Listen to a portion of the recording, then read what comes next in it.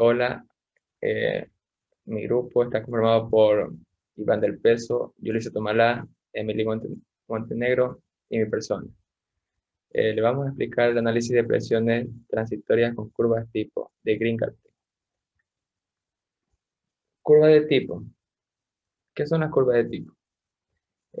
Las curvas de tipo son unas valiosas herramientas en los estudios de pozos de petróleo, ya que su principal objetivo es explicar e identificar los datos existentes en un pozo, de igual manera los posibles métodos de estimulación que se puede usar. El uso de las curvas tipo desde 1970 se ha introducido al trabajo de control de producción, ya que esta herramienta eh, nos ayuda a explicar los distintos acontecimientos de un pozo que estaba produciendo con tasa de flujo constante.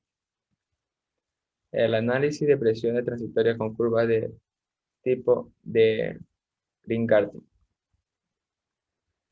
Modelos matemáticos básicos para el análisis moderno de pruebas de presión. La respuesta de un pozo de actuación infinita con efecto de almacenamiento constante y daño cuando está sujeto a un cambio en la tasa de flujo puede escribirse por las curvas que están graficadas en una hoja log-log en términos de presión dimensional versus tiempo dimensional sobre coeficiente de almacenamiento. A cada curva corresponde un grupo dimensional. El CDES es una curva que ya viene graficada, donde vemos aquí estas curvas, el valor de los parámetros CDE2S quiere decir que cuando es mayor a 10 a la 3, el pozo está dañado. Si el CDES es menor que 10 a las 3, el pozo no está dañado ni estimulado. Si el CDES es mayor que 5, no está estimulado. Si el DE2S es menor que 0,5, el pozo está fracturado. El empate de estos datos de las pruebas en este tipo de curvas que nos va a permitir identificar el modelo que vamos a usar, identificar los regímenes de flujo, el efecto de almacenamiento y daño, el flujo radial infinito. Hay dos regímenes de flujo, almacenamiento y flujo radial infinito. A mí me toca hablar sobre los puntos de empate del max point. Esta está representada en la presión, que es la presión adimensional con respecto al delta P, y el tiempo, que está representada por el tiempo adimensional sobre el coeficiente de almacenamiento con respecto al delta T, y la curva que vamos a usar, que es la CDE2S. Para el cálculo de los parámetros, la permeabilidad por la altura se calcula del ajuste de presión. La fórmula es permeabilidad por altura, que es igual a 141.2 por el caudal, por factor volumétrico, por la viscosidad, y todo eso multiplicado por la presión adimensional sobre delta P del max point. C se calcula del ajuste del tiempo.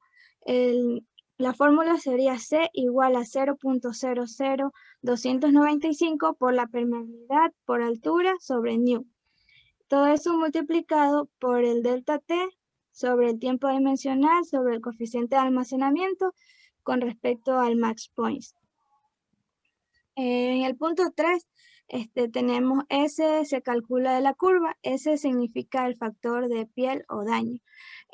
Primero utilizamos el C como anteriormente.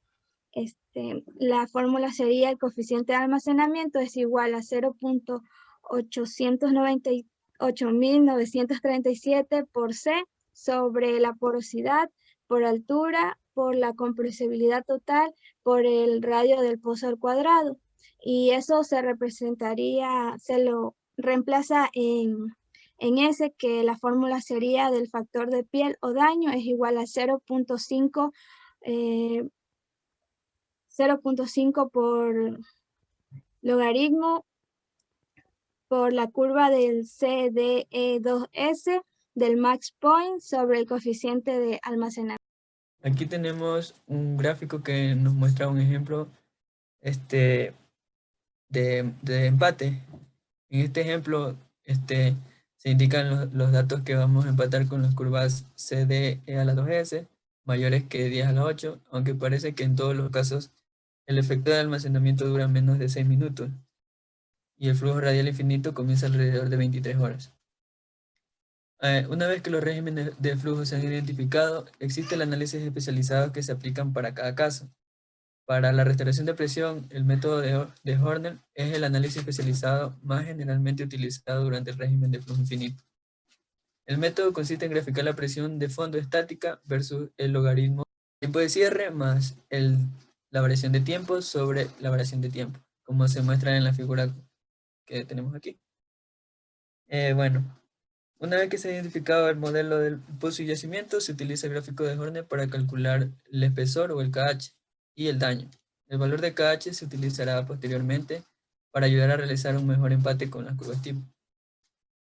En este gráfico, los datos que pertenecen al flujo radial infinito se alinean en una línea recta. Los parámetros que proporcionan esta línea recta se los utiliza para determinar el producto permeabilidad-espesor y el daño.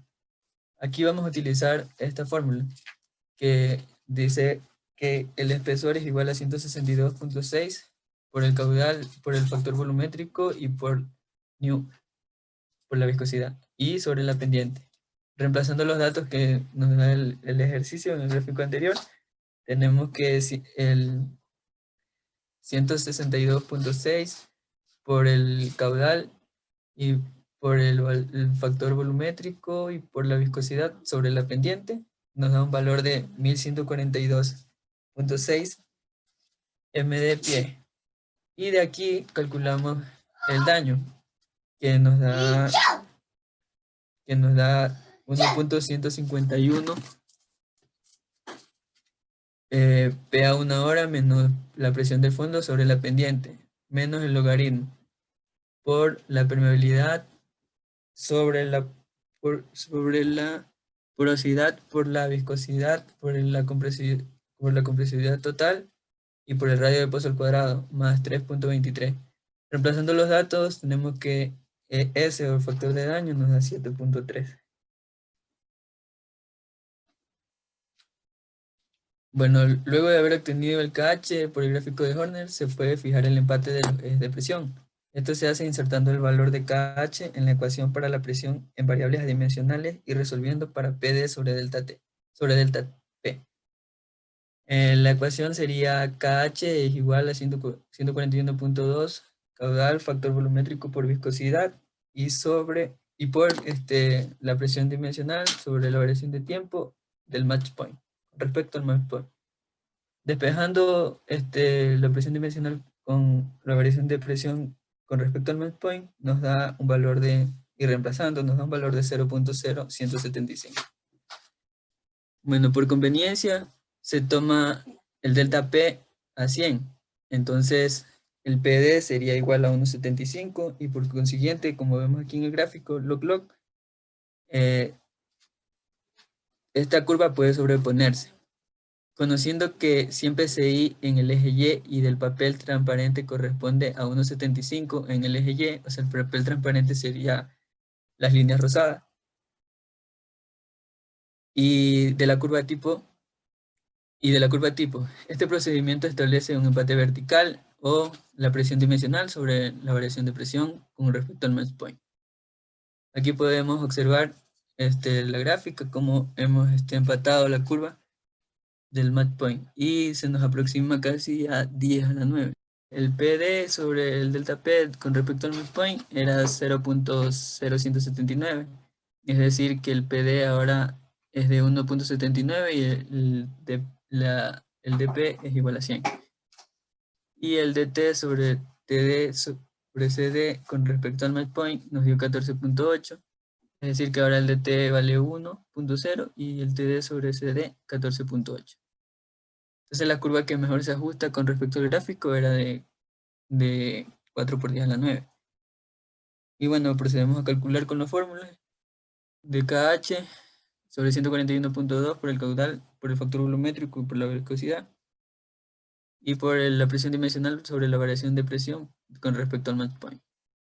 Esto nos da un valor de 1165.4. Con este valor procedemos a calcular C.